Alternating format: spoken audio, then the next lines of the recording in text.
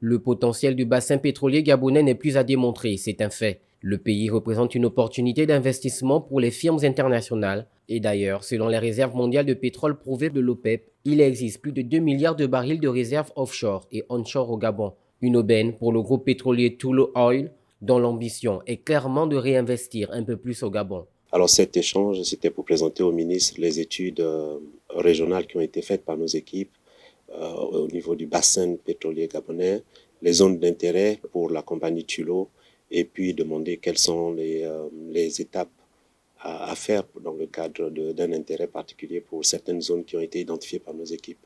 Cette rencontre avait également pour but de présenter les études réalisées par la firme britannique. Nous avions été par le passé en exploration au Gabon et nous regardons toujours avec intérêt le bassin pétrolier gabonais, raison pour laquelle les études récentes nous ont poussé à identifier quelques zones d'intérêt pour lesquelles nous voulons, donc avec l'accompagnement du ministère en charge du domaine pétrolier, voir quelles sont les conditions pour pouvoir avoir accès à ces blocs-là et revenir au Gabon comme opérateur.